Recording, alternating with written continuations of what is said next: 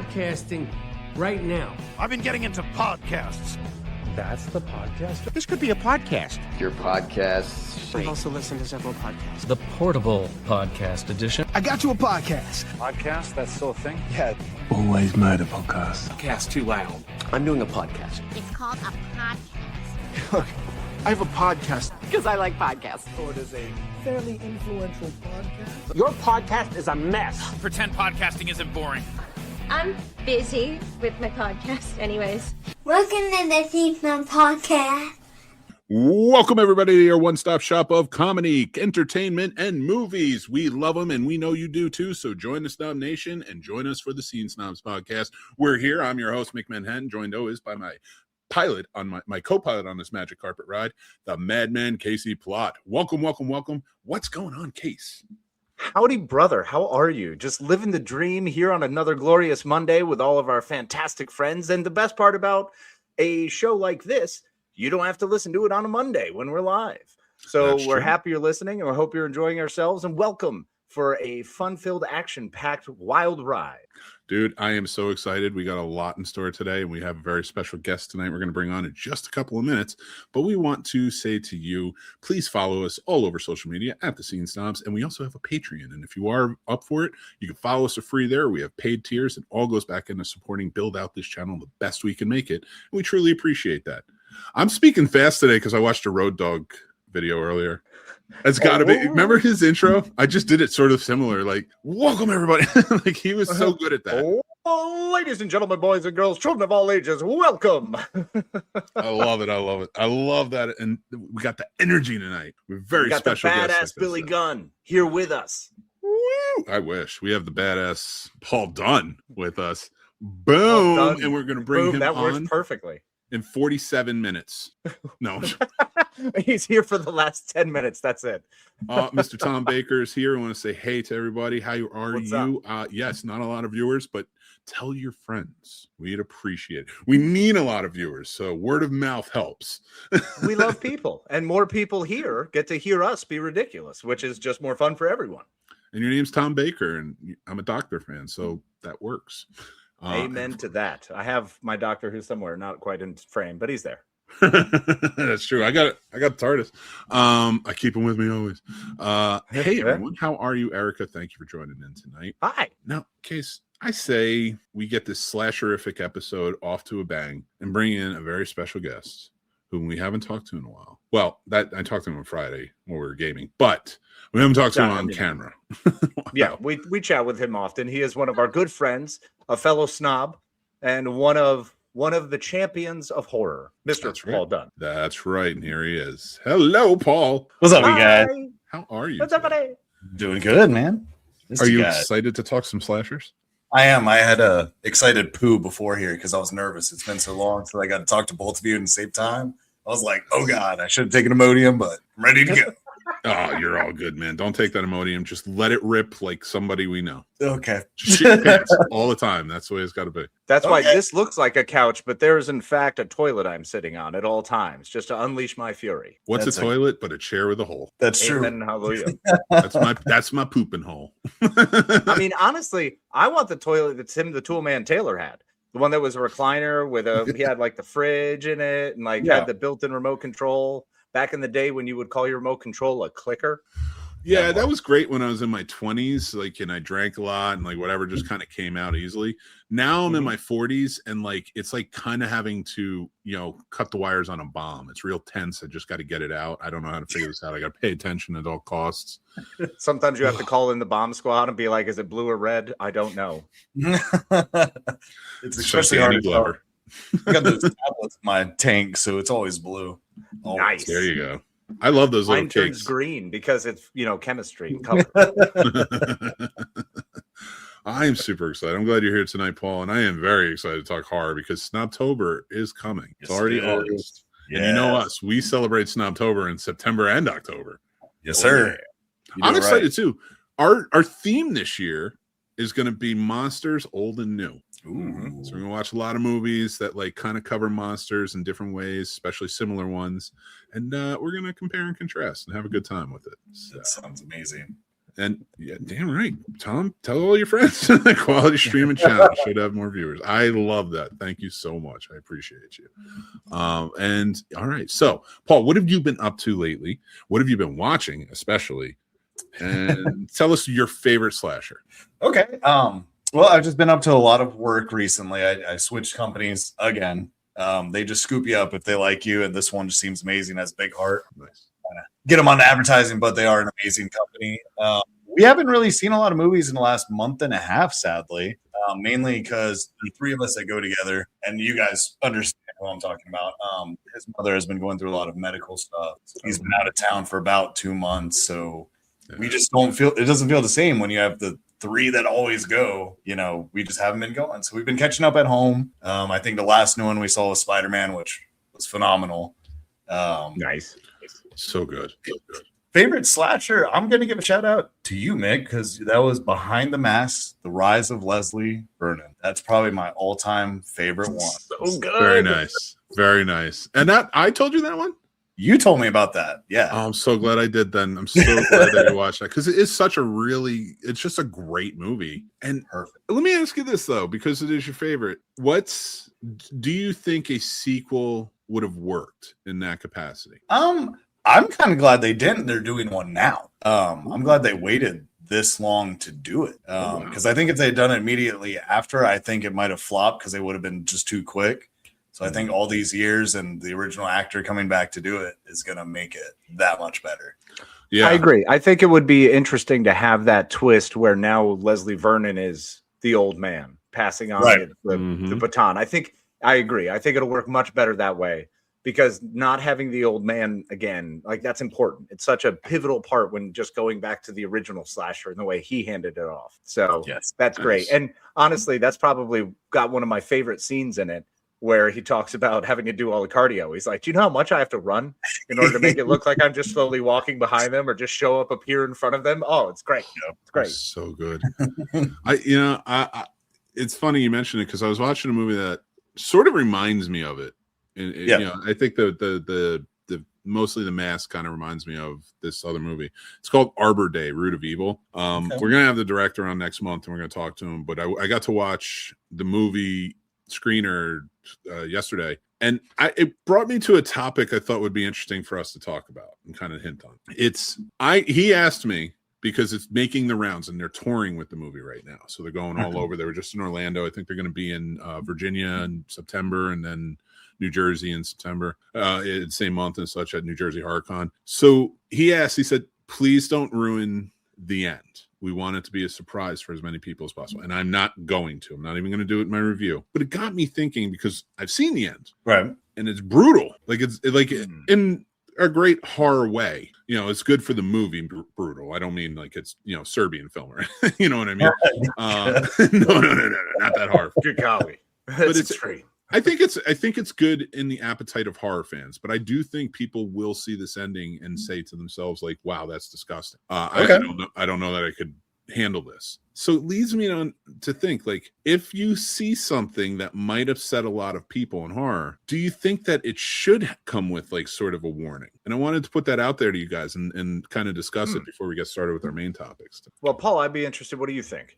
You're a fan of a little more gore. Let's hear what you got to say on it. I 100% am, but I also think it's very fair to provide a warning in today's age. I'm even think it's good to even go back and provide warnings for older movies as well, just because you don't know what triggers someone, what's too much, and at least if you list it out a little bit better, have a warning. It's up to the individual, which makes it a lot better than you not forcing me to see it, but just not preparing me to see it.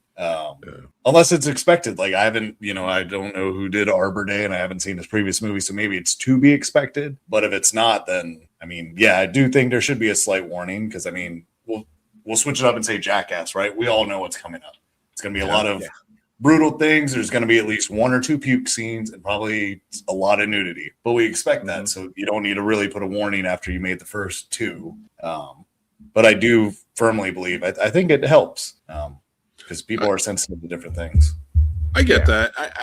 I one of the movies, I don't know if you guys have seen it yet, but Evil Dead Burn has an extremely vicious scene towards a character, I will say, because I don't want to give that away either, towards a character that I know a lot of people saw and were like, that's too far. Yeah. And like they didn't like they would have liked to notice on that. Okay. I don't know that I needed the notice on it. I think it was just stupid, but I don't know. I didn't really need the notice. But even like with this one, when I saw it, I was like, I never thought they'd go there. Right. Because you really don't see people ever go this far in a movie. But I also didn't like, it didn't make me wince or anything. I wasn't grossed out. I was just like, wow. Psychologically though, it hits. Okay. And I think that's where I'm at. It's like, and I told them I'm not gonna say anything. I don't care. I thought it would be an interesting idea because I'm like with you guys. Like if I'm talking about it, I don't want to ruin it for you. You know, on our own, not here, but like, you know, just talking to each other. I don't want to ruin it for you, but at the same time, like I know one, if not both of you might see it and be like, it psychologically is like I'm connected to that. See, I can see that in some way. That is a killer, Paul. I mean, my take on it is, first of all, we're saying Arbor Day. So, I mean, there's some thoughts there that start running through my head. One of the first places I go is tree rape, which is a scene that happens in Evil Dead 1. It straight up happens. That's how they get into her.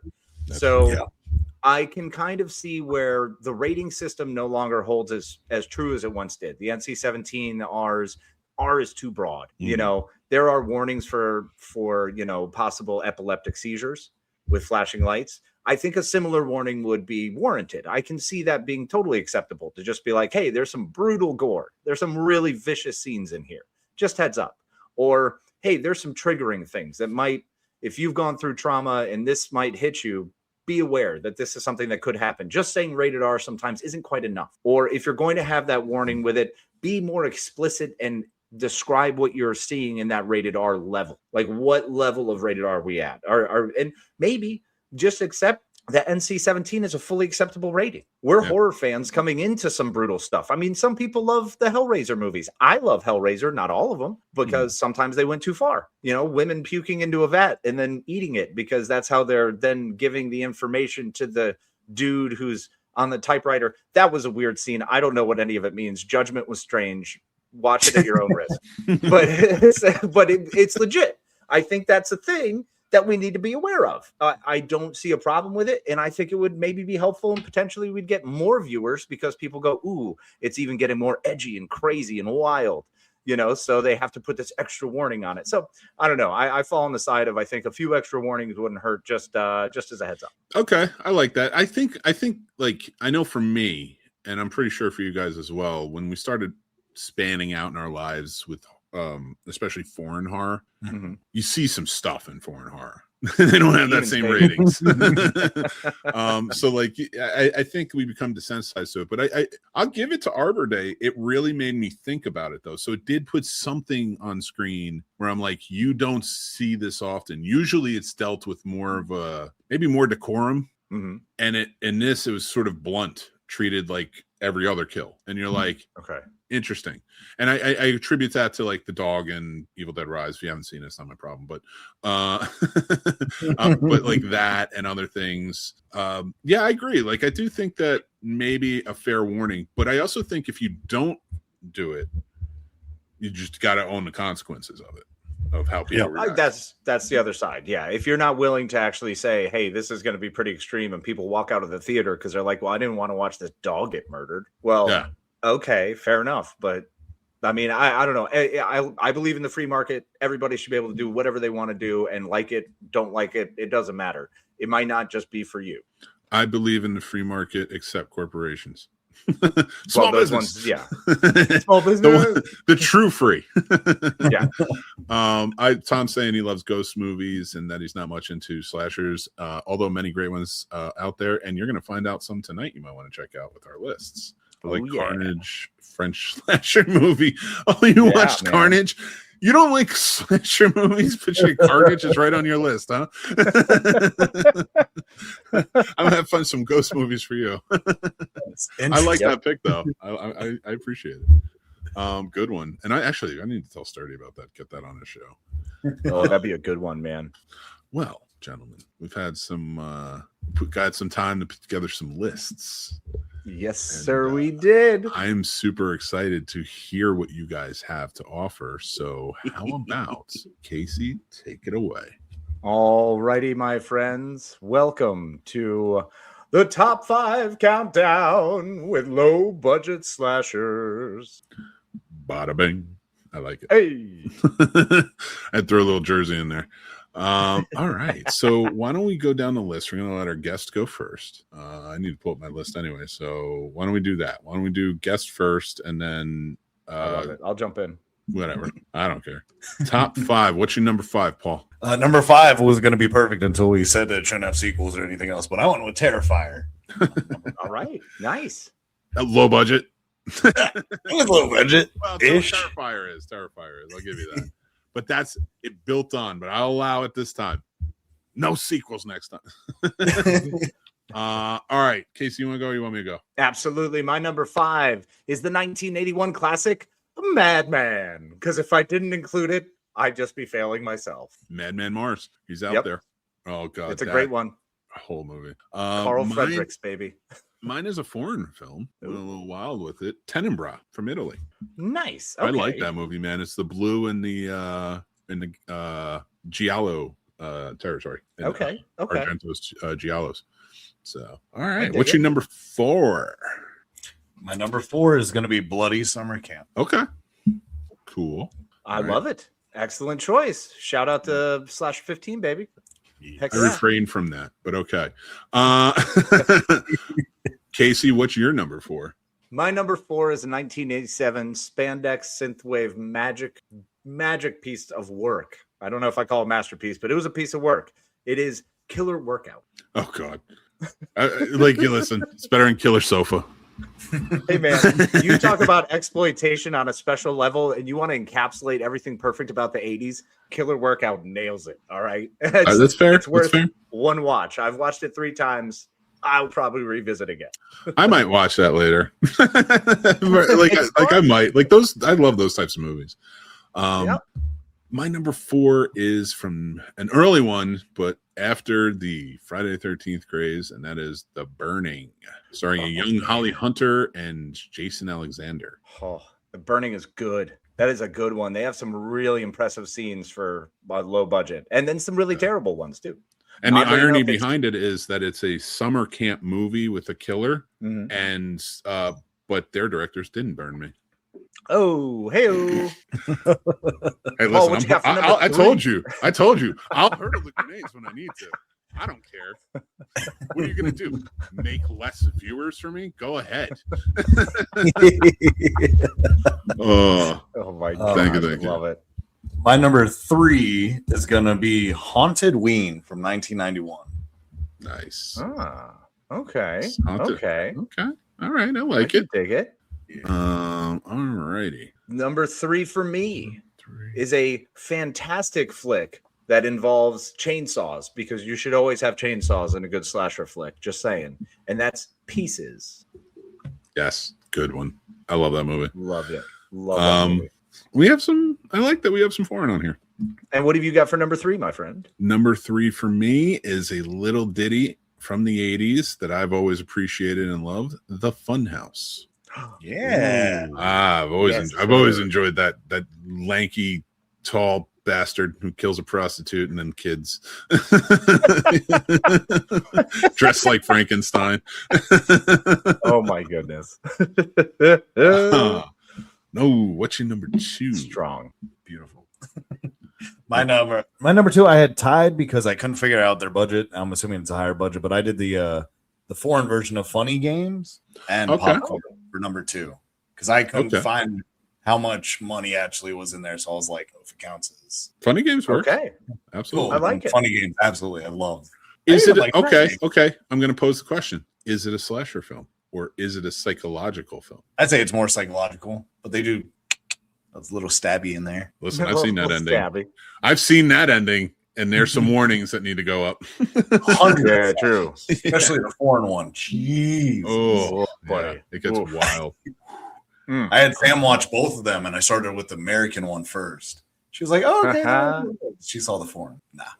Yeah, that one hurts. That was bit when you watch it. Brutal, dude. The French do not care about anyone. No one's safe. Yeah, they're like, "Oh, it's a horror movie. You're gonna kill some kids and dogs and all this stuff, right?" Yeah, oh yeah. Oh, it's terrible. Or they'll turn the coats on you and they'll be like, "Hey, the kids are the killers. It's like, it's even worse. Didn't see that coming. All right, Casey, what you got for your number 2? My number 2 is the Buddy Cooper vehicle from 1984, known as the Mutilator. Very nice. Sequel's out. I saw, and honestly, I was almost, as I was going through all of this, I was like, biscuits. I didn't realize it got a sequel. Dude. 30, 40 years later. No.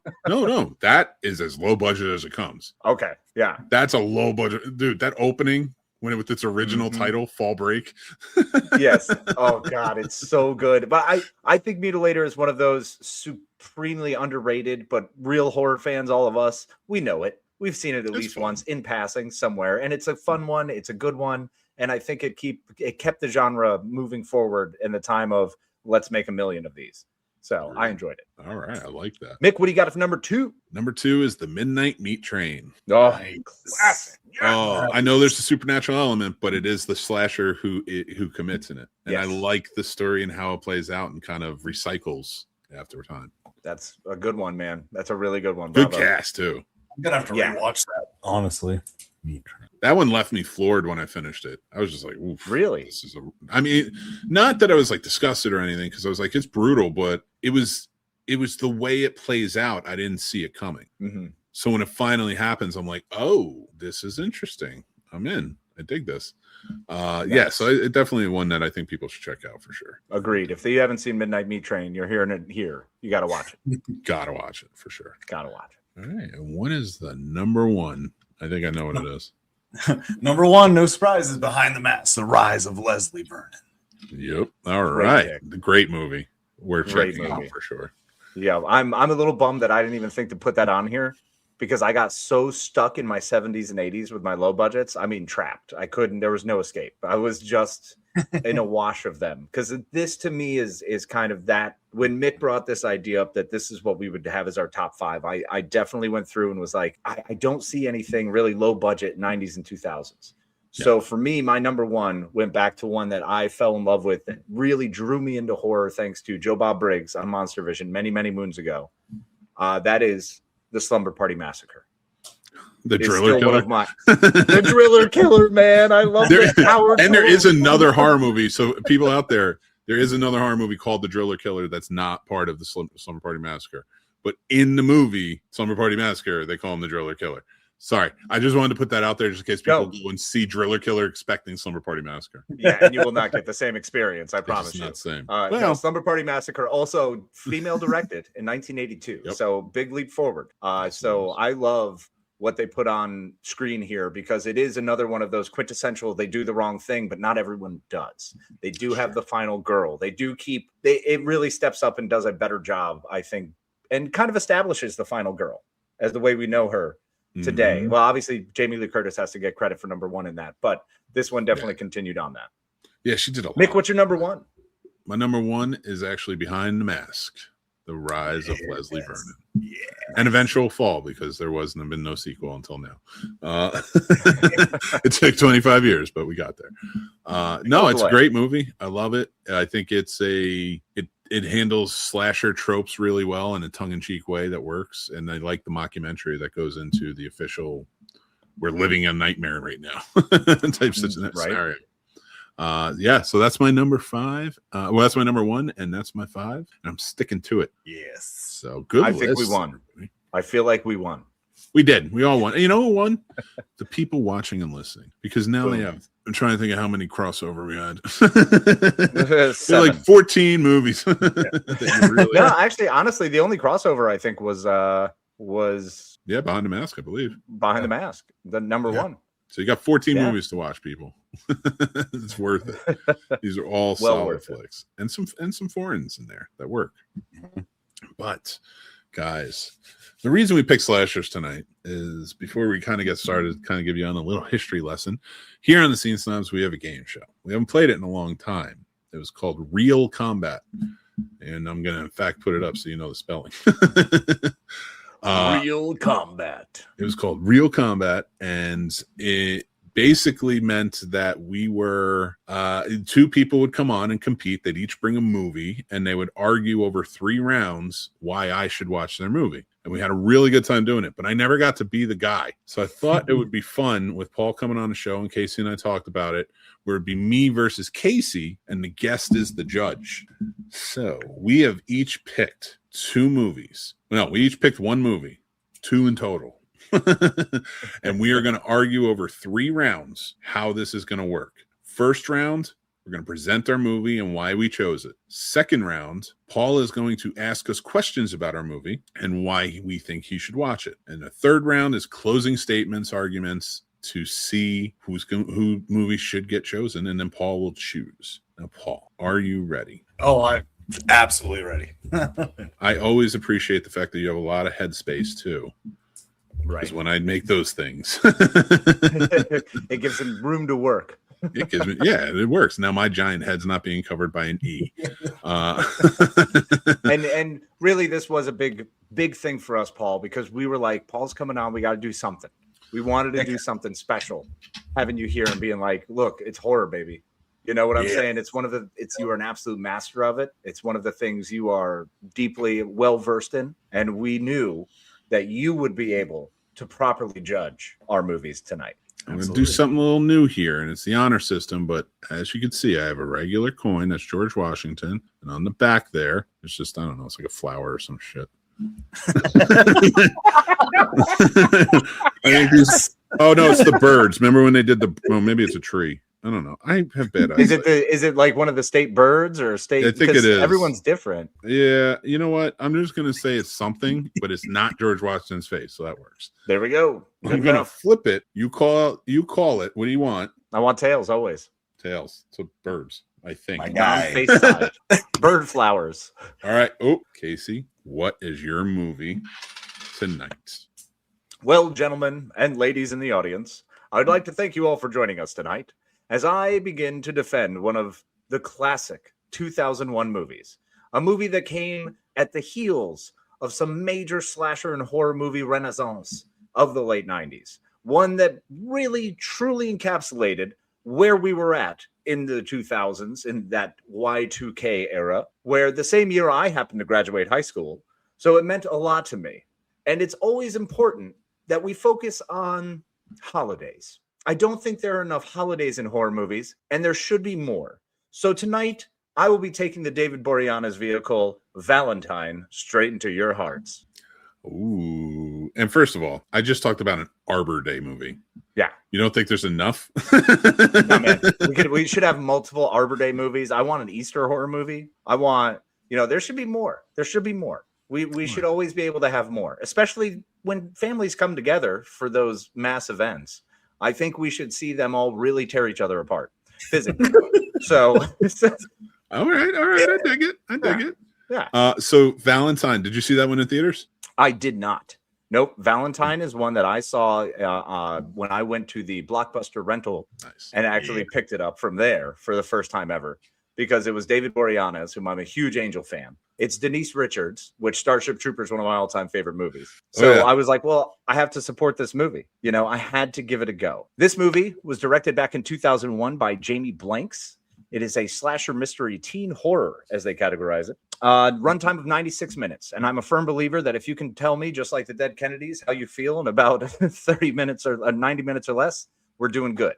So that hour and a half is that sweet spot for me. I'm a big fan of it. So it definitely hit the runtime perfectly. We have 9 total kills, which is plenty of kills. You get a kill every 10 minutes.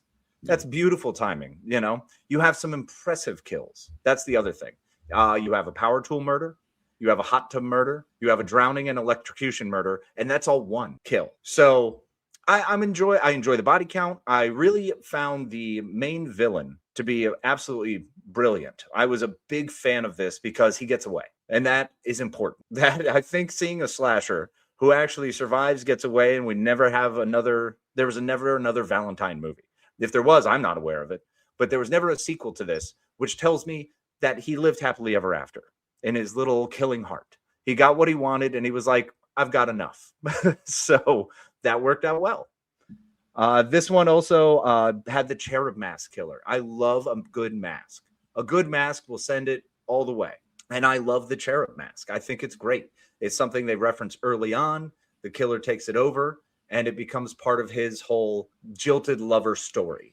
There's nothing better than a jilted lover story. To have a teenager be the jilted lover, who's then mocked incessantly, has a punch bowl dumped on him, and gets a bloody nose, and freaks out after he actually makes out with a chick, and then is told, no, I didn't want to kiss him. Ew, he's been all up on me. So he's like, all right, well, I'm just going to kill all of you. Totally logical A to B. I completely get it. Like, why wouldn't you, right? I mean, that's just the next step. So big fan of that. But the premise is that the story begins at this junior high Valentine dance where the awkward student is actually, like I said, he tries to dance with all these girls. They all mock him incessantly for trying to dance with him. And then the girl he's making out with says, oh, no, it'll get off me. I didn't want to be making out with this boy after they get caught kissing under the stairs. So I think, we can all relate. And then this is, I can't remember, what is it, 10 years later? It's a while later. It takes a bit. All right. We're talking after post-college. All right. These kids are in college now. One of them is in med school. So, and one of the opening kills that I think really sells it for me is Katherine Heigl's death. Katherine Heigl, who at the time was still kind of an up-and-comer, young starlet. She'd been in things. She was definitely a young actress. But to see her die on screen means more now, later in life, than it did then. And I think it really holds the test of time. Her murder was a lot of fun. There's nothing like being in a cadaver lab and then having a dead body shoot up. It's classic. That's amazing. It's one of the best. So big fan of that. What's the other part that we have to do in round one? I've forgotten already. You just shared your case. I didn't even know we were starting. Okay. So I'm just going to say this. We're in round one. Sorry, I thought we were jumping right into it. No. You're good. I'm not mad at it. I didn't say it. I'm just all right. So there's my round one. That is my opening statement. Why Valentine from 2001 is one of the best slasher movies, one of my favorite slasher movies that you should watch. All right. I appreciate that. I refrained. I said nothing. So when I trash your movie, don't get mad at me. That's round two. No, that's questions. I'm going to trash your movie right now. I said, what's better than one measly Valentine's Day killer? A whole bunch of killers in the movie Slashers. From 2001, a straight-to-video Japanese film written and directed by Maurice Devroux, and it stars Sarah Jocelyn Crowder, Tony Curtis Blundell, Kieran Keller, Jeremy Spiro, and so many more. And this is a movie that is about Japan's #1 extreme reality show. Its first all-American special. 6 lucky contestants chosen from thousands of applicants will have the chance to win millions of dollars, and all they have to do is stay alive. The entire thing takes place within this world. It's this game show sort of setting that's kind of, half Halloween Horror Nights, half a good haunt. And these vicious looking killers in the movie, as you can see by the poster, have to chase down and kill all of these contestants. This is one that I found in 2001 while I was at Hollywood Video visiting a friend of mine who worked there. I didn't quite work there yet. And of course, when it says slashers, you got to get in on it, right? So I jumped all in, feet first. I would have went head first, but I wanted to make sure I watched it. And I'm going to tell you right now, I've never regretted that decision since. This is one of the greatest slasher films, not because it's the best shot, not because it's the best story, but because it's so interesting, so bonkers and chaotic and so bloody that it is the quintessential slasher film, in my opinion. We talk Halloween, we talk Friday the 13th, and we talk Chucky, but what are we talking about? Are we talking about a Japanese game show that's really putting people through the ringer? No, but we are now. And I think it's the perfect choice for a Friday night with your lady to just watch some mutilation and maiming and enjoy yourself the whole way through. And that is my choice. Thank you. Lovely opening. Big fan. Big fan. So with that, let's do this before we get to round two. Paul, Are you swaying any which way yet? You don't have to tell us which way, but I'm asking if you are swaying towards any which way yet. No, I think it's a good 50-50. Might be a 60-40, but it's at least 50-50. Yeah, there were good arguments. I get that. I understand that. But now we're getting to round two. And we are going to field questions by the judge himself. He will ask as many questions as he would like, and we have to answer them. And if we cannot answer them, that is, I don't know, probably a point deduction or whatever, but I don't think it's Right. Where the rules don't matter and the points don't count. that's fair. All that matters is the choice.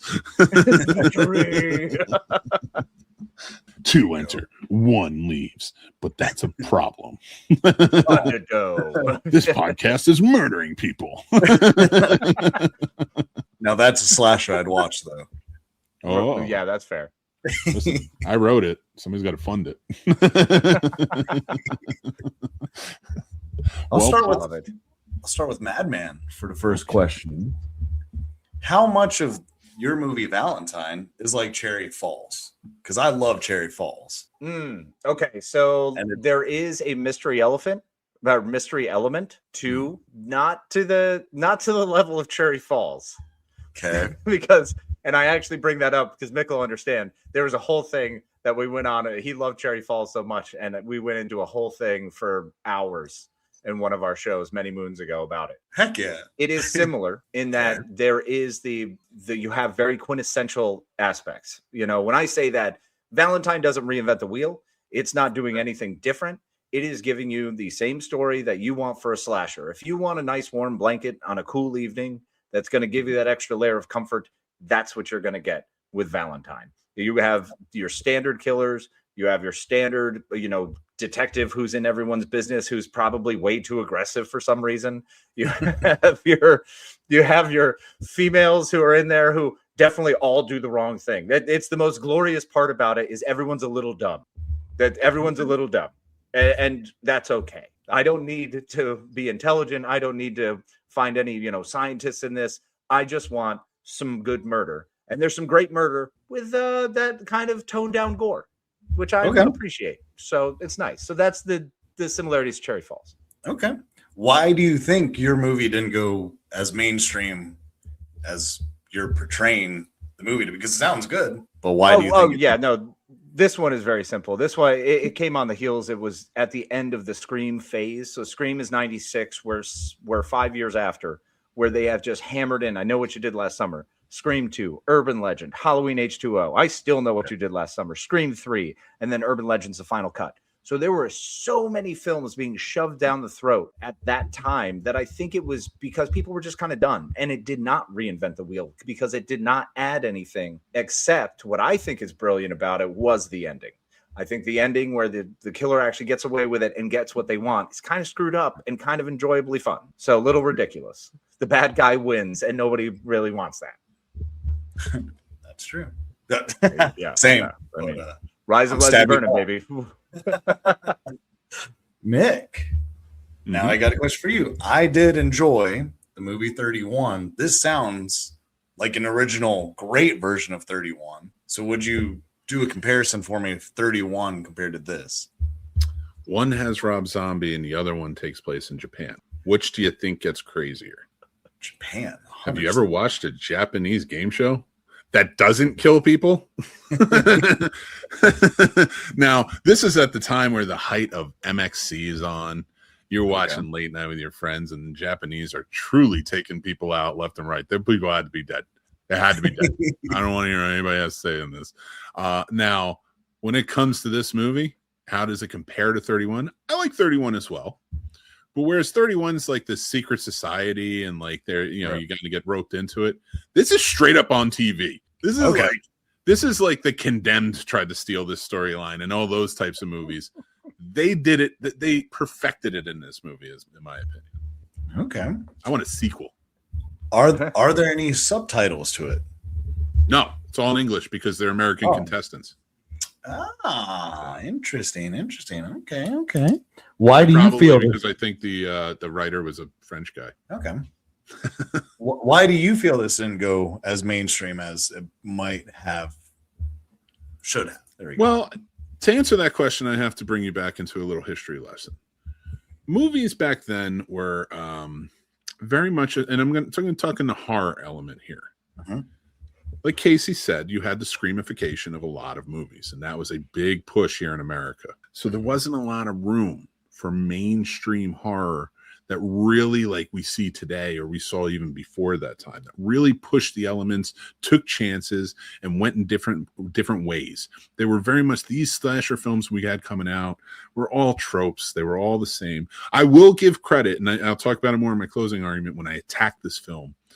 But to Casey's point with Valentine, I will say this. I think it does good things that a lot of that screamification time was all doing similar. I think that stepped it up a little bit more and did a little bit differently, even though it's the second worst thing to happen in 2001. So let's just keep that in mind. Okay. I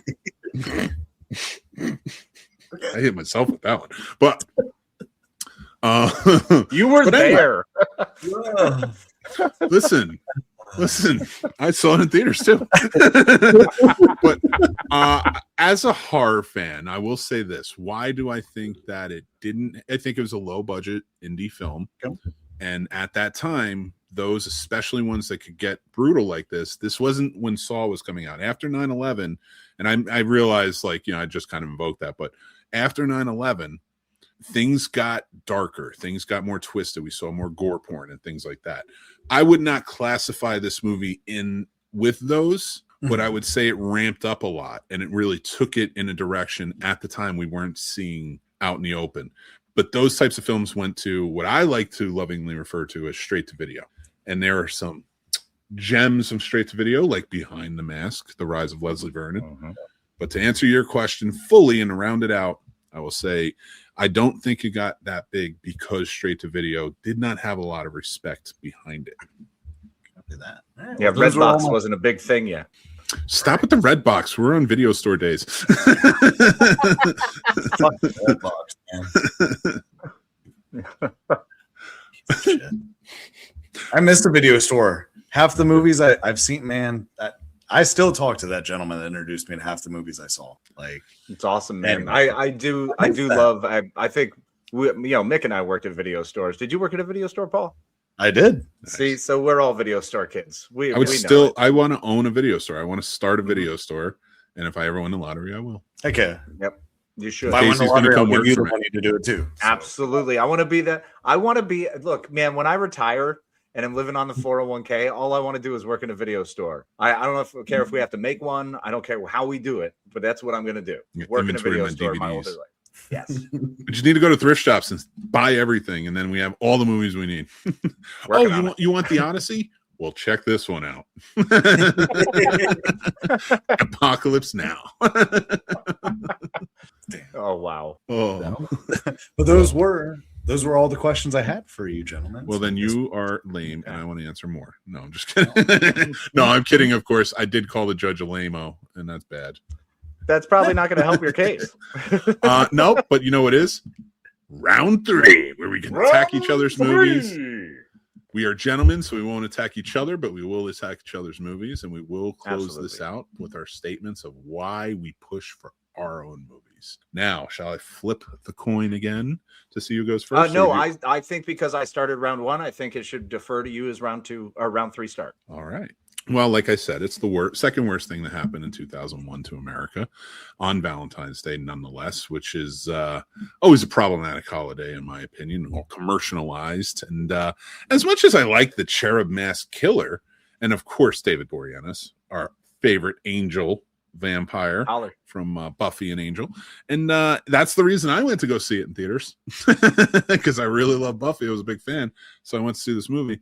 And I'll tell you what, it is an interesting one. I'm not going to trash it too much. I'm going to say it's an interesting movie. I think it's worth checking out. But if there's a list of movies you should check out, this one's probably very low on that list. Whereas with my list, my movie, slashers, you got to ask yourself, are you ready for this movie? Can you handle this type of horror, this type of intrigue, this type of violence? And if you answer anything other than yes, then maybe you should stick with Valentine and not go with the greatest slasher film of 2001. Maybe.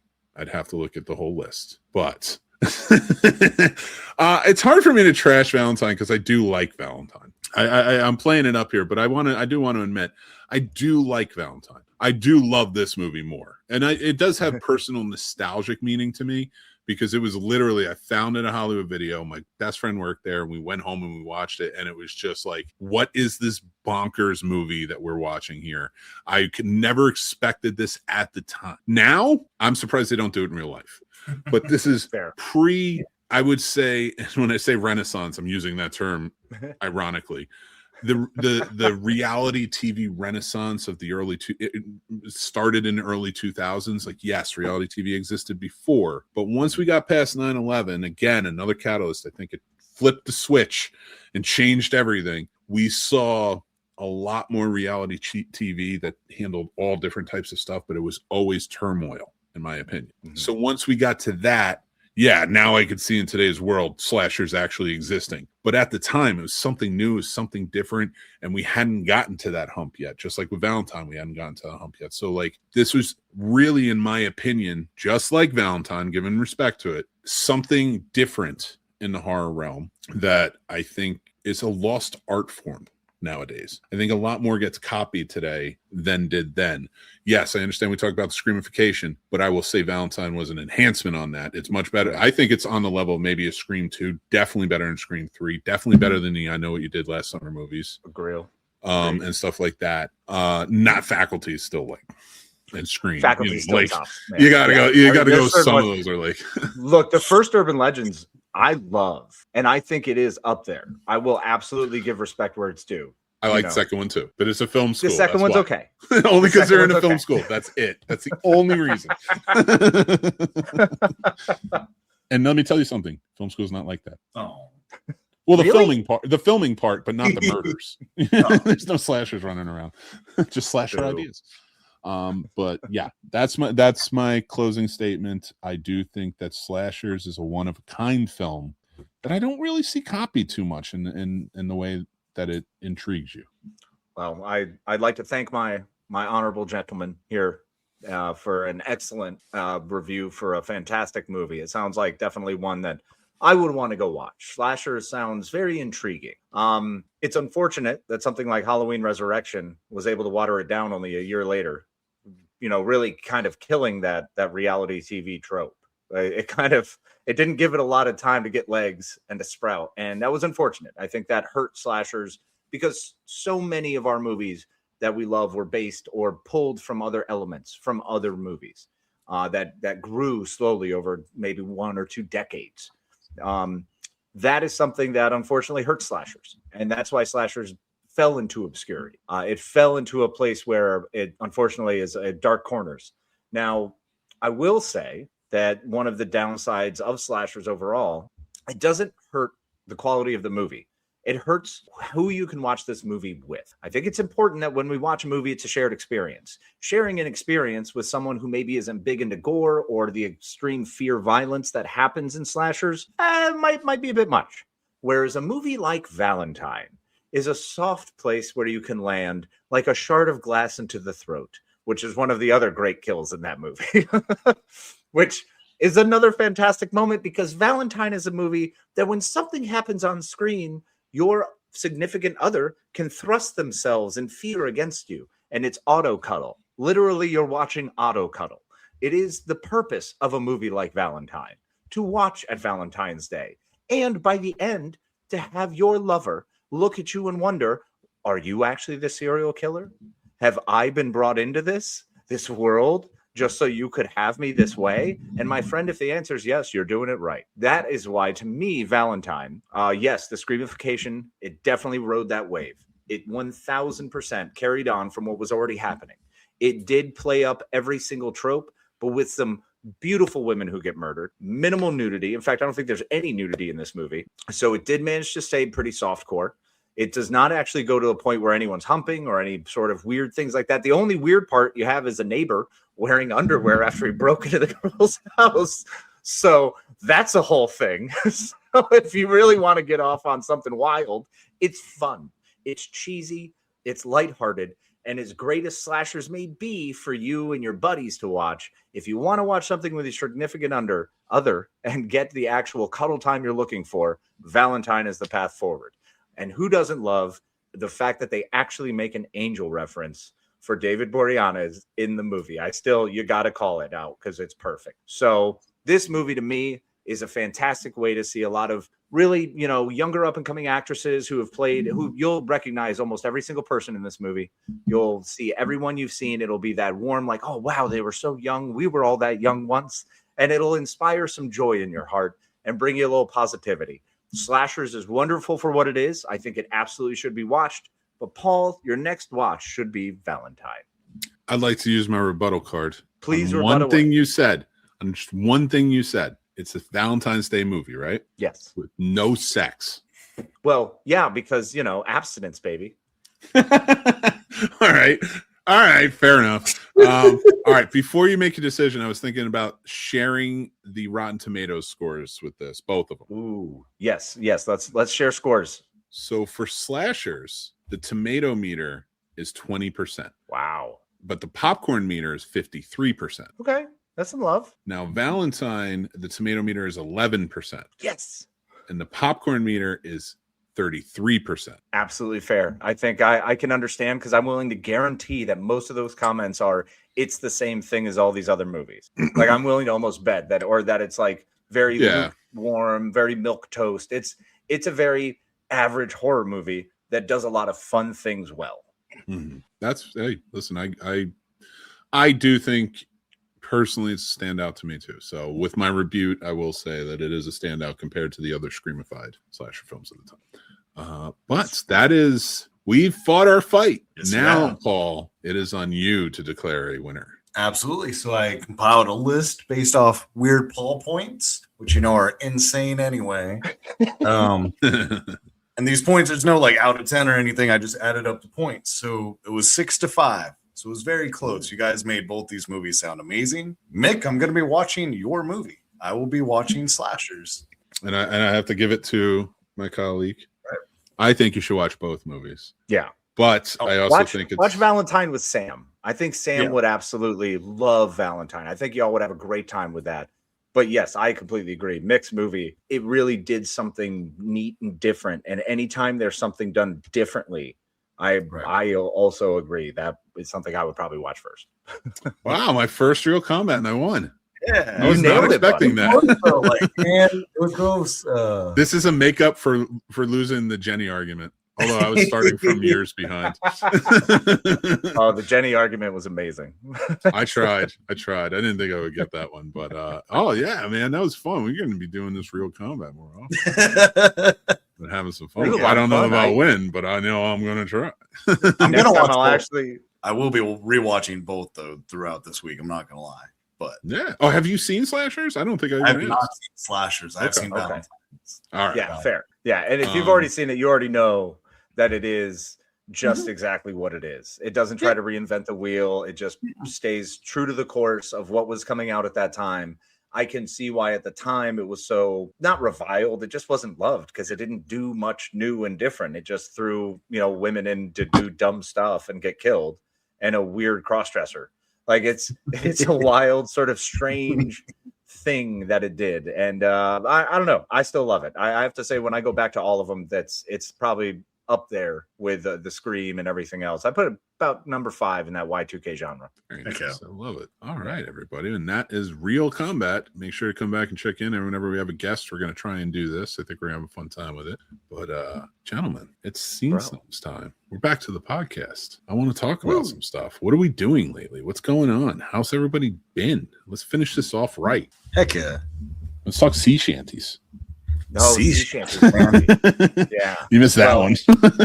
Yeah. Oh, sometimes you don't just want to sing a shanty. You want to sing in a shanty, which according to Mick is you totally can because it's a building. It's a shanty, and if it's by the sea, what are you going to call it? Ocean shanty? It's not a shanty. You would call it anything else. It could be a shack, a home, a house. Okay, sea shack. Sea shack, way cooler. Shanty is way cooler. Sea shack. What if it's a lake shack? Or is it different shanties if it's at a lake? What if you're in Michigan? You don't have the sea right there, but it's a big enough lake. Still shanty? You can still sing a shanty. Okay. So Mick is saying we can only do a shanty if it's by the sea? He believes anything that's on posts, anything that's close enough to where it has to be elevated above the water. I don't think that's true.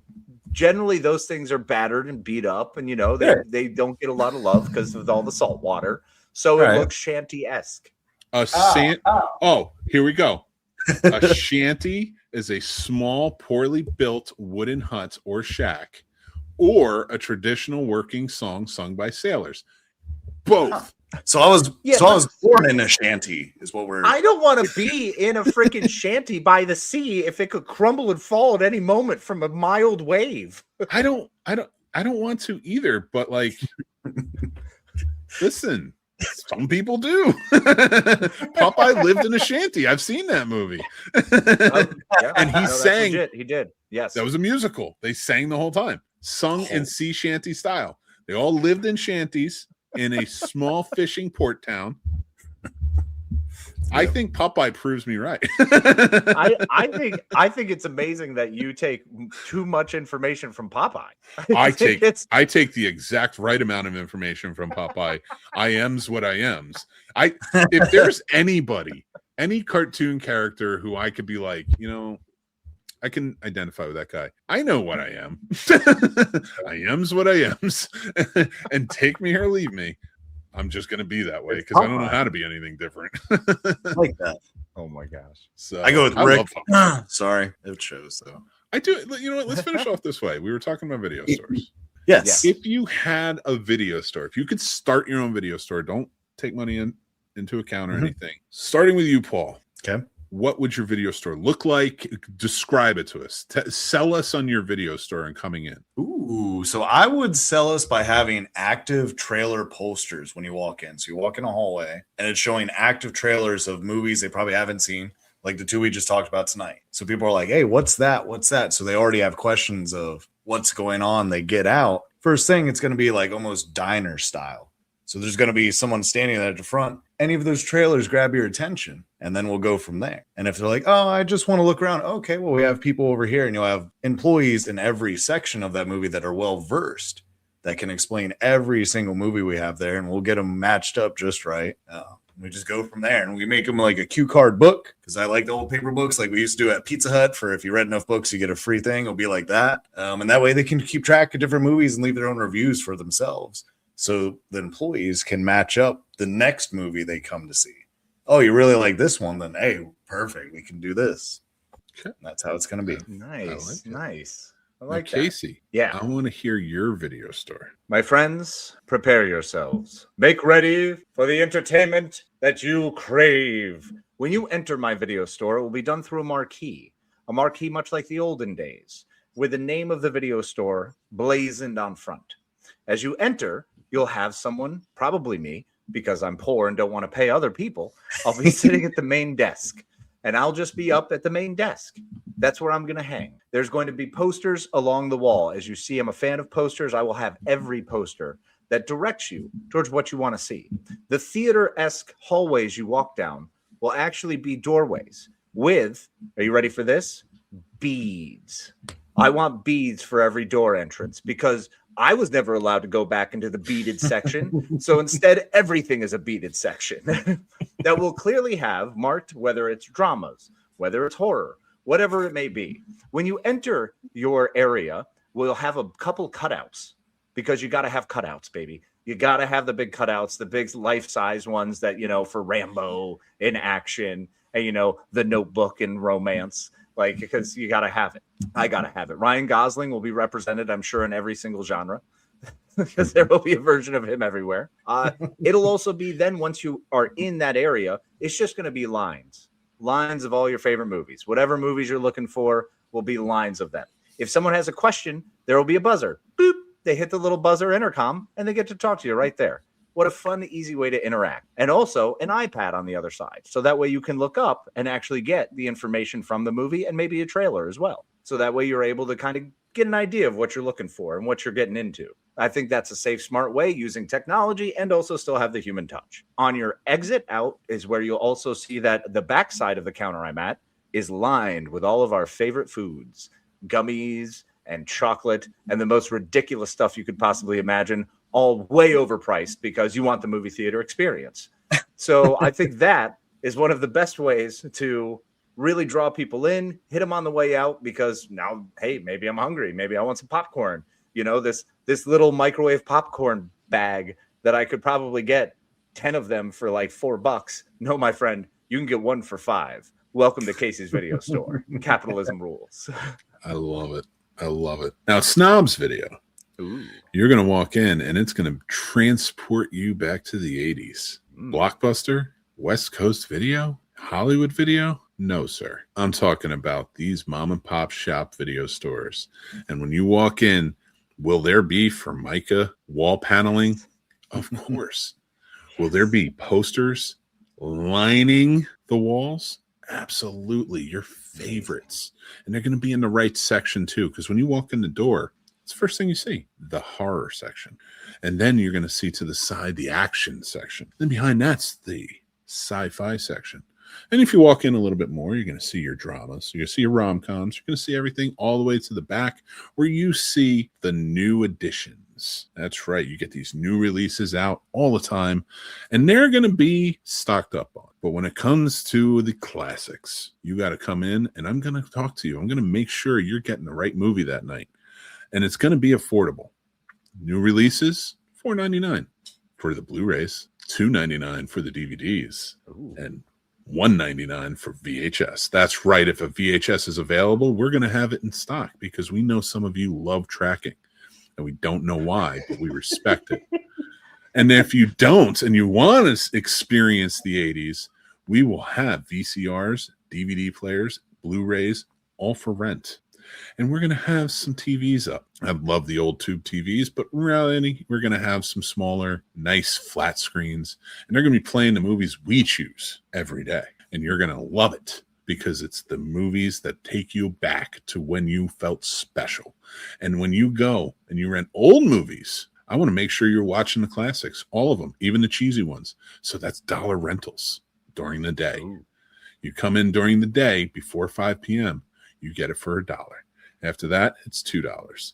And you can have your fun and rent as much as you want. And of course, when you come up to the mirror kiosk at the front where I have all the movies behind me, listed very much in the style of Clerks and RSV Video, we're going to put our movie collectibles in there. Things that take you back to your special times and things that you love that you really want to check out. And maybe can even purchase. But also, we're going to have our wonderful candy. What candies? Raisinets, popcorn. We're going to have all the beauties there. Cookie dough bites, red vines. You are going to feel like you are in a video store in the 80s and you're going to love it. And if you don't think there's not going to be a Tremors poster up, you're fucking sick. You're sick in the head. All day. Gotta have it up, man. Gotta and have you go, it up. And why can I do this? Because there are no more big box stores. Right? Yeah. So that that's a great place to go, man. I love that idea. Taking me back to like North Star Video. I remember it. See, see a lot of people want to think about like the stores we started getting in the 90s and really building out. Like maybe it was a Blockbuster, maybe it was a Hollywood Video, but there were others. Movie Gallery was one, absolutely. And yeah, just some that really started to follow suit of the Blockbusters and such. No, I want you to come in and I want you to feel it, and you're going to have your movie experts there to help you along the way. It'll probably just be me because I can't afford anybody else. But that's kind of the goal, man. You want, I think having movie Sherpas is really important. That was something that was one of the things I worked with a guy, Ryan, and a couple of other people who were really knowledgeable on the movies. And it was nice to be able to go in there and be like, oh, this is your favorite actress? Well, they did this movie too. It's some little outrageous. What do you think? You want to give that a shot? You know, really broaden horizons, give other options, and you see what they're into. You know, and those conversations are part of the human touch that's really missed. But I also don't want to move much. So intercom. Yeah. Well, conversations by the patrons is heavily encouraged. Yes. But I will not be giving a discount just because you hang out at the store. You got to support. And that's not bad prices. Everything below $5 except the porn. I don't know what you're talking about. The porn is $100,000 per tape. All VHS. Because as many as they were printed, for some reason, they've all gone missing. All the porn is gone. There are no more DVD porns. Well, I have a feeling the porn industry is going to be like, we got stuff for you. And they're going to send it all to me. And it's like, okay, we'll put it up. With the beads. I'm going to steal your beads. It's got to be with the beads, baby. He had a curtain, but it was very easy to peek through. Well, yeah, that was North Star Video had the big dark purple curtain, and it was like, ooh. And there was another store that we would go to that was a little further out, and they had the beads, and I was like, what the heck are the beads? That's weird. And my grandma, because I would go with my grandmother to this other video store, and she was like, no, you don't go back there. I did one time. And I realized I didn't know what I was looking at, and I was terrified. So I never went back to the back room again. I was too young. They had the new releases up, and they would hang like these black curtains, like so block, but lackadaisically. And like I'd be standing there and looking at the new, like leaning into the shelves, looking at the new releases, and like trying to push over, because I was a teenager. I was trying to push over the curtain as much as I could to get a glimpse of whatever titties were in there on the covers. Nice. And then go home and think about God for a little while. Yep. Well, turn on channel 88 and you can tune it in. Wasn't channel 88 the what's her name, Sister Angelica or whatever? EWTN? No, for us it was the Playboy channel on the old it? cable boxes in this area in Northern Virginia. Yeah, man. 88. Oof. 88. I can tell you the last movie I saw when I peeked behind the curtain, though, and that was Lord of the Strings. Oh man, Beautiful you were movie. late in the game. Yeah, buddy. Lord That's of the Rings Cinemax. porn. Level. The porn I was seeing had a lot of bush. Yeah, mine too. And they were graphic. I wasn't ready. You know, it's weird. I wound up working in that video store. That was the first video store I worked in when I think I was like 16 or 17. And I loved it, of course. I'm your quintessential Randall. Just like, that's a stupid choice. Why would you do that? Yes, I've watched everything. I spent all my money in there watching all the movies and then worked there to tell everybody what to watch.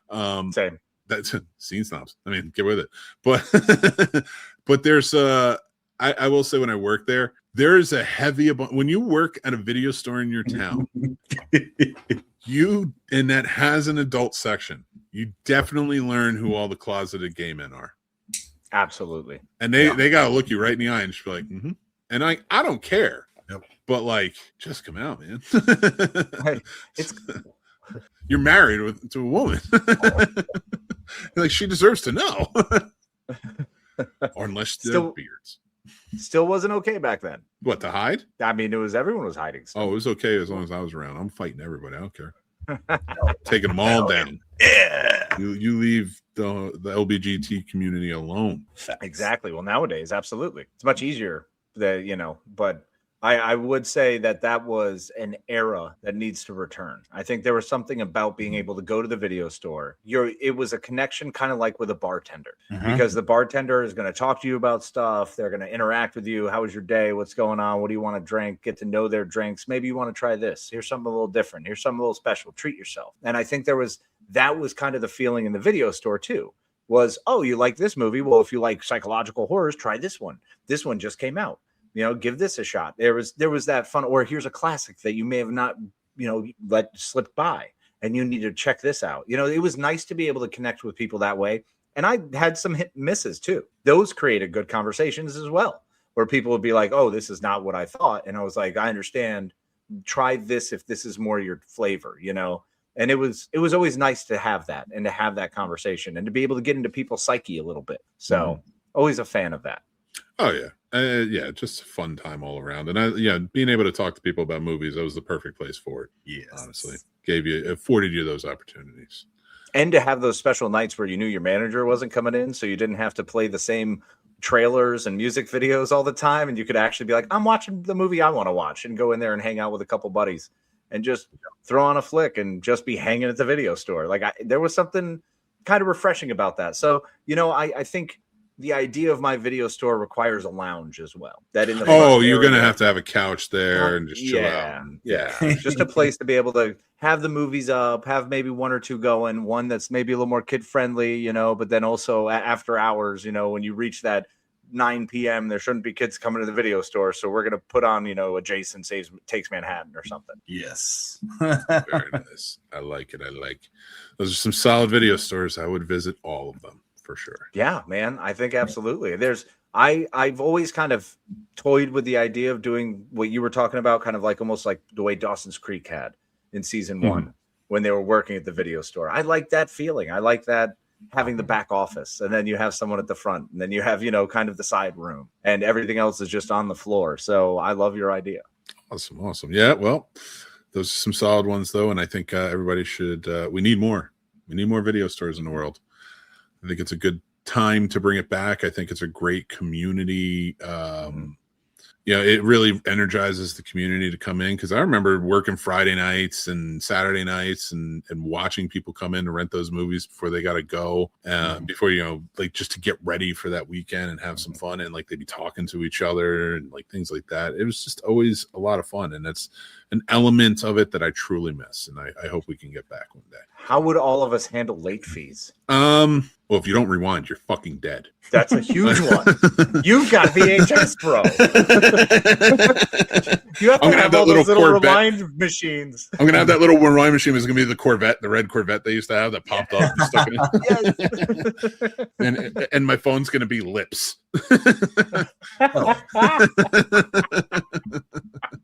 Oh wow! I'm going full 80s. I'm gonna have some neon in there. We're gonna have a sign. It's gonna be crazy. Awesome, almost like a Suncoast in the mall. I think I would handle late fees. I'm not going to straight up charge the same amount, but it's like, if you're late and we need it, if it's a new release, especially, maybe like $2. So it does urge people to bring it back on time.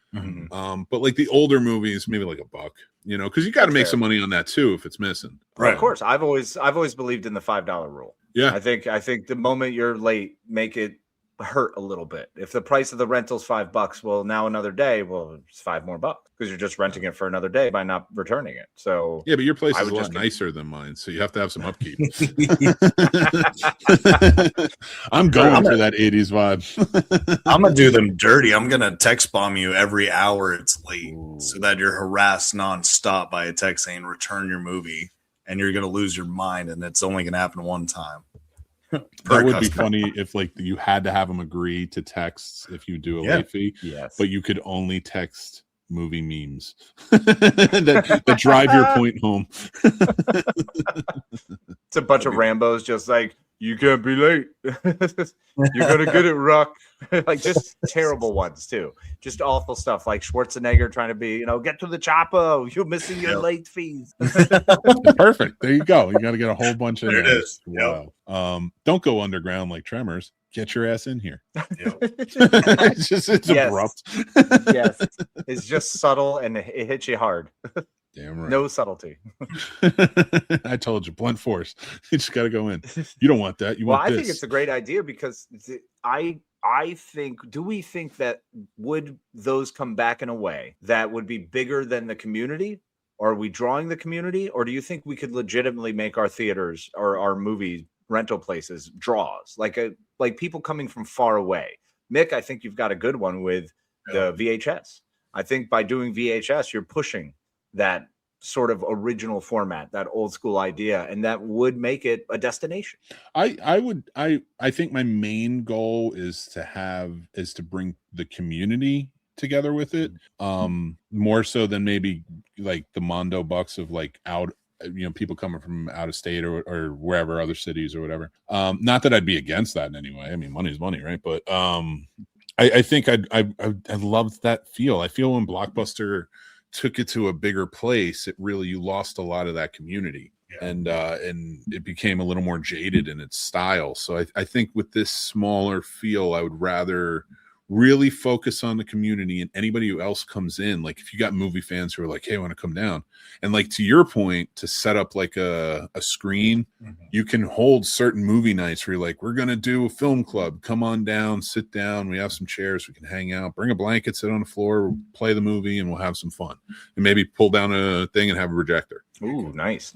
Okay, Paul, now where for you what kind of city do you see yourself setting this up in? Do you think you're going to set this up in more of an actual city, like we're talking Charlotte, Raleigh for you? Or are you happy with kind of the smaller, like maybe sort of side suburb? I'd probably keep it side suburb, so I would probably keep it right here around Greensboro. Coincidentally, the movie store I worked at, there was a vacant, and still vacant now. It was going to be a 2-story addition they built onto a Lowe's, and it's always been vacant. So I think there'd be perfect because I feel there's enough of a movie community and a horror community around that people would at least come by, especially seeing that built, because I mean that thing has been vacant since before I was 13. So you're saying over 23 years it's been nothing. It's just an empty building where you don't have any glass even in the top, and I don't know why they never finished, but you put something there, I think they'd show up. My dream, like I'm doing this as like the feasible dream. I got you. I could build that. My dream would have been to buy the drive-in, that part, and build a building off to the side of the concessions building that is a video rental store that's open all the time. Ooh. Smart. And then that way people can come in, and even after they watch a movie or they're in between like the double features on one of the screens, they're like, hey, I want to rent a movie or something. I think that'd be fun. And then they can always drive in and come and check it out. And they're already so inspired because they're already there for a movie, and they're already seeing something on the drive-in. So it's already got a nostalgia feel. So then if you walk into a store that fully kicks you into that overdrive of nostalgia, I mean, that's a selling point in of itself. I think that's genius. And for me to own a drive-in and with a video store attached would be great. But like I'd go old school with the drive-in. I'd have bands there sometimes and like performing on top of the concessions building and like blaring and like everybody's having fun. Hey, we're getting ready to start the movie soon. Listen to local bands.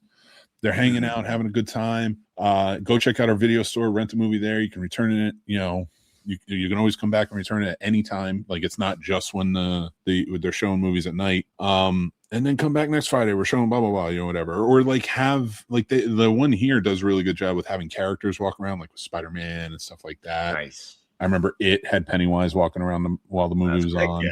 Stuff like that. You make it fun. You make it enjoyable.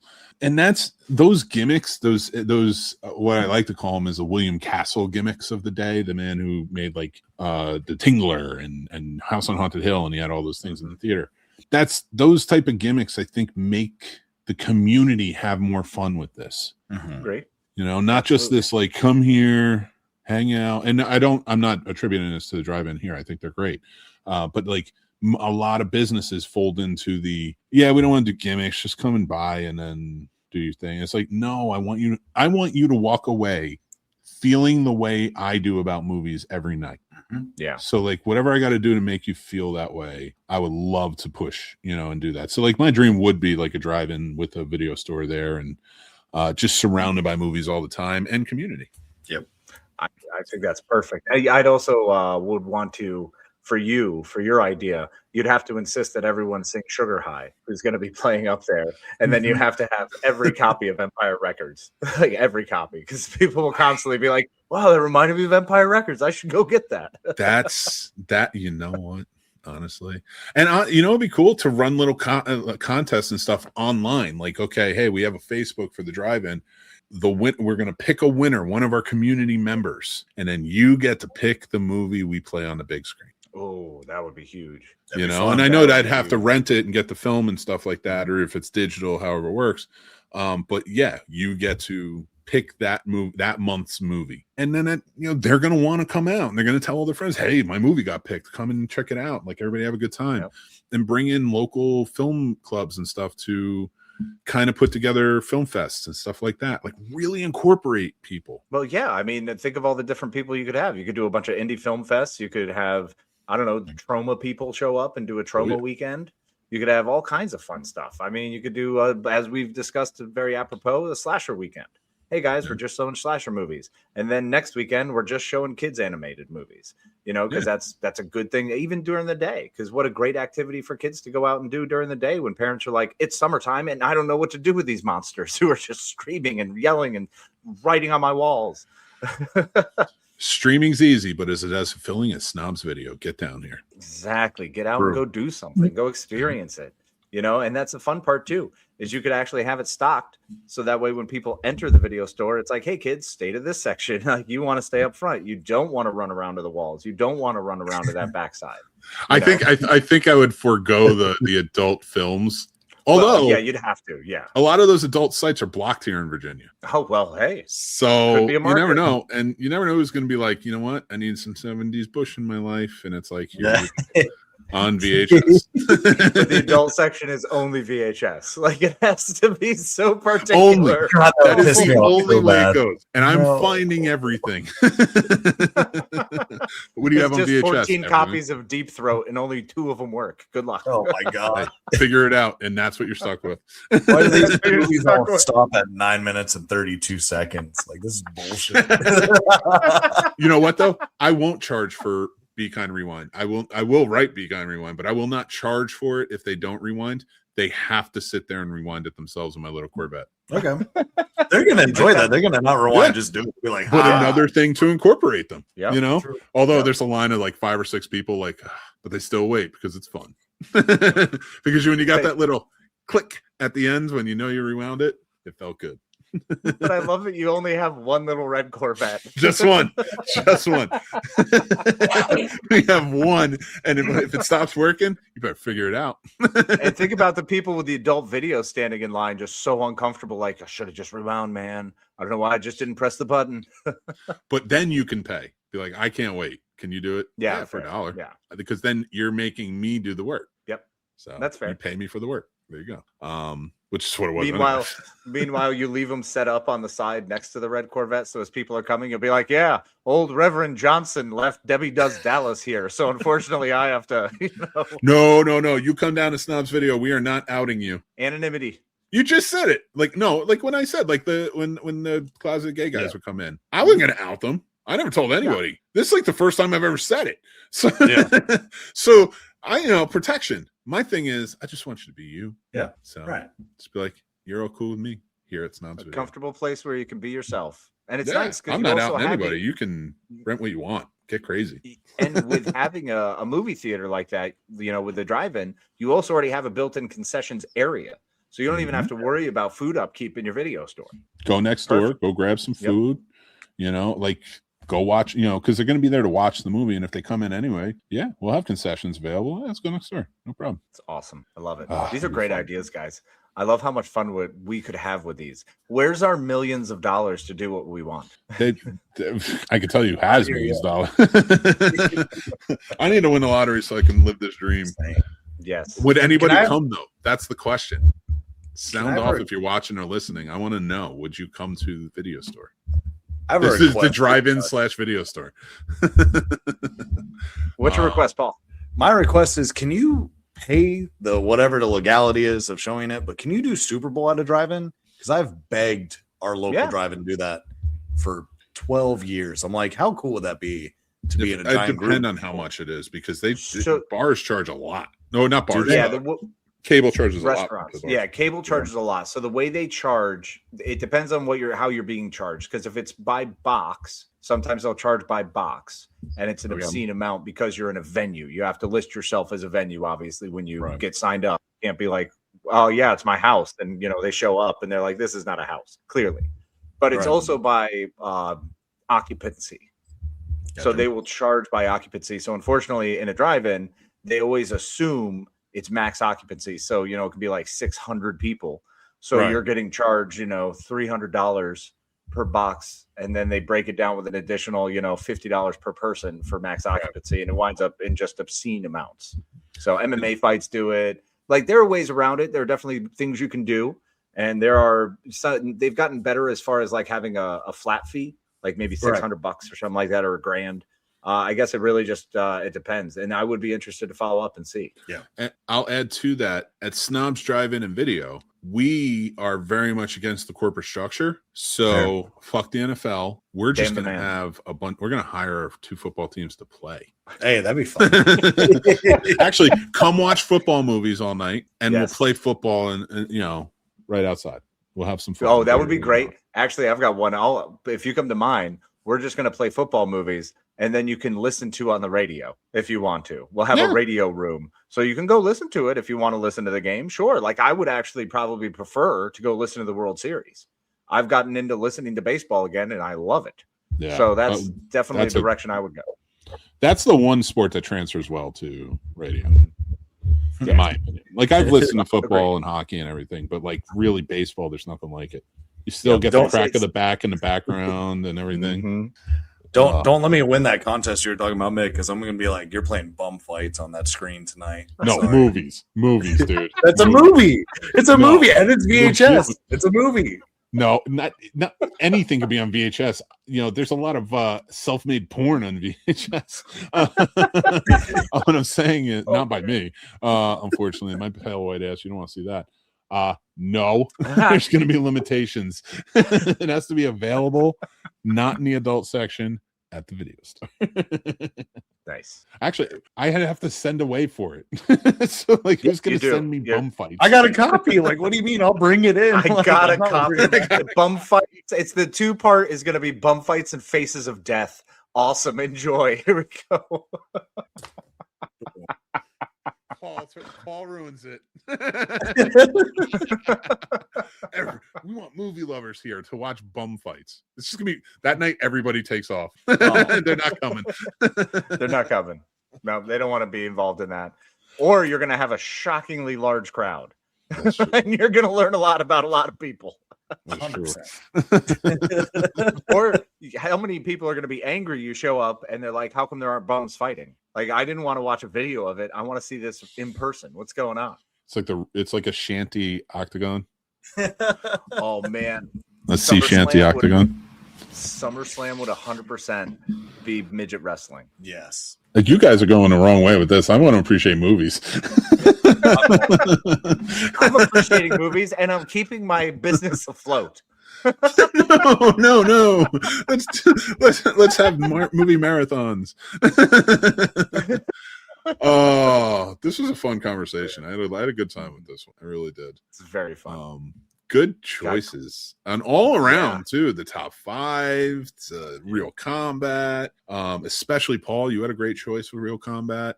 I had to proud a little bit because you pushed bum fights and midget wrestling on me. You're welcome. So I will say, listen, this was a good episode. This is a lot of fun. I had a great time with this one. And I want to thank you, Paul, for jumping back in, hanging out with us, and having a good old time. What do you got going on, man? What do you want to let everybody know right now? So right now it's kind of awesome. So this job, they asked me what I was interested in, like my real focus and passion, which to no surprise, no one's ever really asked me. And I was like, I really love film. I want to get into film. They were like, we're doing training videos right now, and we would love to have you do it. And I've been told that one time before and nothing ever happened. But within my first couple of days, they were like, we're going to buy you the DaVinci Resolve studio. We're going to send you to this site, have you start filming them, do this, see what you edit. And they're having me slowly train up all their in-house onboarding videos. And that might not seem a lot to everybody, especially if you're not into film. But for me, I'm like, this is awesome. I'm able to film something and getting used to different angles and trying to figure out audio while a car wash is going, which is insane, but we're making it happen. Get them noise canceling headphones. Right. But that's fantastic, man. Yeah, that's nice, awesome. Dude, nice. Heck yeah. DaVinci's a good program too. I love DaVinci, man. It's a little complicated here and there, but I mean, thank God the internet's a source of knowledge for anything you're trying to do. So, oh, for sure. Oh, and if you think my video store is not going to have filmmaking tutorials, you are wrong. Hell yeah. Yep. You have a whole filmmaker section just for tutorials and then featurettes and like all the behind the scenes and all that. Oh, I will invite filmmakers to make movies on my property. Ooh. And then we will do a film festival with them. Yes. That'd be fun. Love it. That would be a fun one. But I'm I love funding that. Forget mine. Forget my story. My store sucks. I want Mick's driving with the transporting me back. Mick. Everybody's coming to work with me. All right. I love it. Now I get to be with everybody. I didn't say I was going to work. I'm just going to pay for it. And then bullshit. You're sitting at that counter because clearly I'm going to be out there making nachos and shit. Casey's just going to get the mic and be like, hey, Paul, someone push the button again. Can you go talk to them in comedy again? We have 2 brand new movies playing on the screens outside, and it's just like, Casey, let's sit inside the video store and watch one of our favorites. 1,000%. We're watching Starship Troopers again. It's for the 1 millionth time all day. That'll definitely be. That's going to be on the employee recommendation list, the employee staff picks. Yes. I love it. But yeah, that's awesome, man. I'm so glad you're doing well, and I'm so glad you're doing film and getting into it. This is a fun time, man. But we are going to end things, and I want Casey to take it away with a new thing I just made up. Madman moment of positivity. Thank you, my friends. It's a joy as always, and it is such a pleasure to have you back on, Paul. Mick, sharing the screen with you as always is a great time. It's my highlight of my week. It's part of the greatest part of my life is to be able to be here and spend time with everyone. Hopefully, we were able to entertain you out there. Hopefully, you had a little fun. We spent an hour and a half. Hopefully, you got something out of it, and you were able to bring maybe a new movie forward, maybe a new thought, maybe a new idea. And all in all, I hope you just had a good time and were entertained. So, as always, I want you to remember to please be kind to yourself and be kind to each other, because it really does take a village to get through the toughest of times. That's sticking, by the way. That's the new thing. The madman moment of positivity, because now I'm getting with the blunt stuff. Guys, right now we're running a contest. If you're a paid member over on Patreon, you have a chance to win this lovely Yoshi popcorn bucket, which is brand new. I got it when it came out, and it's right here. You can check it out. It's brand new. And it just got sent to me a couple of weeks ago. So what we're doing is we're running a contest on our Patreon. If you're a paid member, you're automatically entered. You have to be a paid member of the Patreon before September 1st. So by August 31st, on September 10th, that episode, we are going to kind of raffle off and let you know who wins. And it's going to be a lot of fun. We have a very special guest that night too. So it's going to be a good time. So I hope you guys can join in for that. And if you do want to become a member, it really helps to go a long way to help us build out the channel the best we can and build this out so that way we can keep putting out quality content that's entertaining and movie loving, because we know you love movies and we do too. So join the Snob Nation, and you can follow us at the Scene Snobs all over the place. We have different updates here and there, little movie reviews that we do, but I hope that you will subscribe to the channel, because we put out a lot of stuff. There's new videos, at least 1 video a day, usually 2 or 3. And it's right here on YouTube. That's where we house everything. And we have over 6,200 videos. They're there and you can watch them, and they cover all types of different movies that we love, and the film industry and film history and so much more. So many discussions, so many podcasts, and it's just been a great time and a great journey. And we'd love for you, like I said, to be part of the Snob Nation. Other than that, I ain't really got much.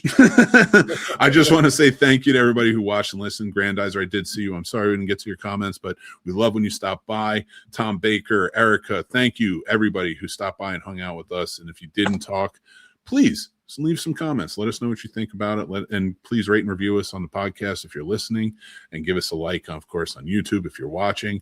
We're live every Monday night, except for next Monday. I have to push it to Tuesday. We're going to start at 8 on Tuesday, but we're going to have a fun episode. Hopefully you can be there for that. But until then, I hope everybody has an amazing time. Thank you, Casey, for being a great wingman. Thank you, Paul, for coming back in here. It's always good to have a snob here on with us. Another snob here with us. And once a snob, always a snob. Always, but I want to say thanks again. This was a fun episode where we really got to reminisce, touch on nostalgia. I'm not going to a positive light. I'm just saying that. He's the positivity one. I'm just a blunt force. But like the man says, take care of yourselves. That's important. And like I say, be kind, rewind, because that little red Corvette's not going to do it itself. Take care.